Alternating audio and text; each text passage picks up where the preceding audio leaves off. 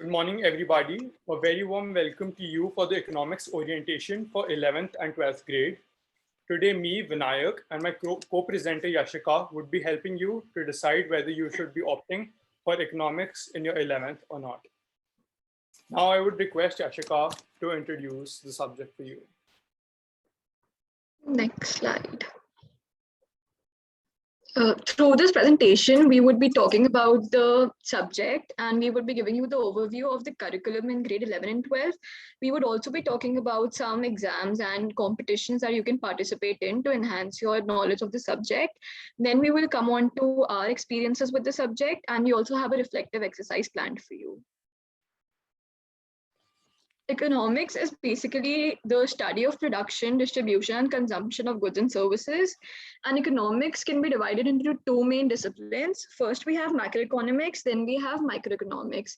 Macroeconomics, as the name suggests, deals with products on a larger scale and economies on a larger scale.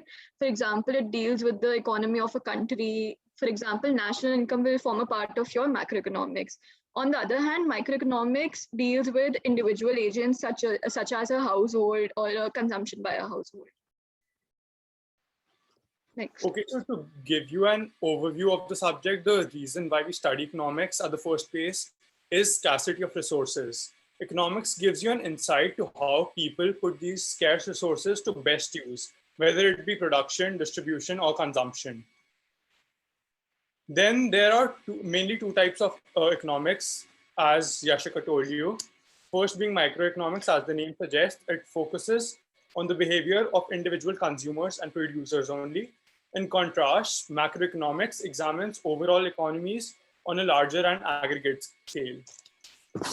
Since economies have such a large impact, since economics has such a large impact, it is not something which is very vague. The assumptions and theories are based on proper researches and studies.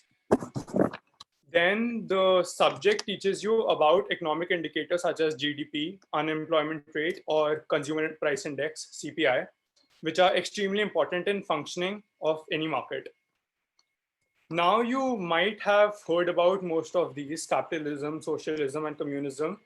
But you will study these in more detail and how these have an impact on the economy and the people.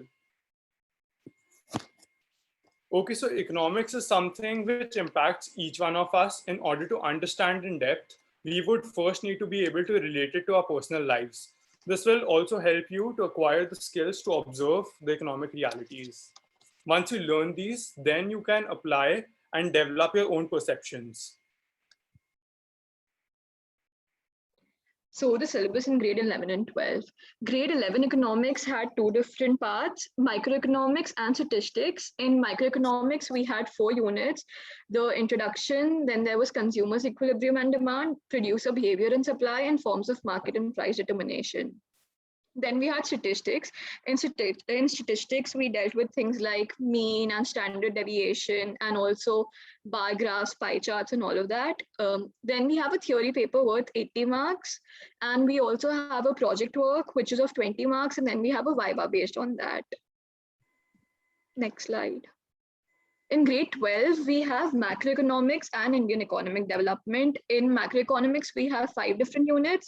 And in Indian economic development, we have 3 units. Again, we have a 80-mark paper of theory, and we have a 20-mark project, which is assessed by an external, and we have a viva based on that. Next slide. Okay, so talking about my own experience, as an economics student, it has been really great. It is a very practical subject, and having a good understanding of the basics can help you score very, very well. Linking the theory to real life incidents will help you to grasp the subject better. The economics of 11th and 12th, I would say, is much different from what we studied before. And having commerce as my stream, economics really complemented all the other subjects I had. Since I was already interested in things related to finance and economics, I started observing and understanding the application of a lot more stuff around me, which I did not do before. So overall, I would say it is an ideal subject for someone who is interested in money, market, individuals, or for someone who just wants to simply widen their career prospects. talking about my experience, I feel that economics is a subject that goes well with every stream. In our class, we had students from the humanities background, commerce background, as well as science background. I am a science student and I had chosen PCM with economics. And I believe that economics is one of my favorite subjects now. Also, a lot of people believe that if you have another stream, then you can, for example, if you have science, then you would face difficulty in economics, but that is not the case. Our teachers simplified all the concepts to a very basic level, and it really helped us understand the subject very well. And I really enjoyed studying that. Also, it had a perfect balance of theory and numbers. I really like that. And also, I believe that economics is a subject whose basics will help you deal with everything, so that also, as Vinayak said, it widens your career prospects. So that is a plus point. Okay, so why should you choose economics as a subject? First of all, so I said before, it will give you clarity on basic economic concepts and equip you with the economic reasoning which you can apply in your daily life. Along with this, you also start understanding the economic issues which the country is facing, which I feel is very important for every citizen. Even for those who do not want to pursue this at a higher level, the subject is very much relevant to you, as it helps in development of understanding that there can be more than one view on any economic issue, and necessary skills to argue logically with reasoning. So it will give you the skills to support or challenge any argument. Now, talking about the career prospects, if you want to go into a mainstream job, then you can maybe pursue a law as a lawyer or as an economist or a personal finance advisor. And then there are other jobs also, like financial analyst, a statistician, accountant. And if you want to go into a non-traditional job, then we have jobs like environmental economist, a finance or a business reporter.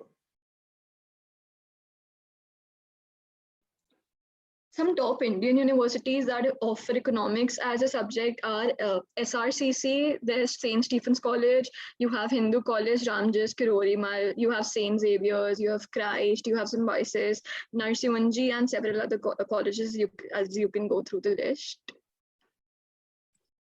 Next slide. And some world universities which offer economics are Harvard University, MIT, Stanford, UCB, University of Chicago, Princeton, Yale, University of Oxford, and Cambridge.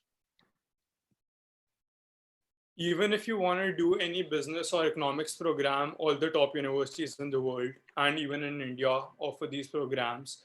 So ranging from Harvard to Columbia University, you have all the universities and colleges.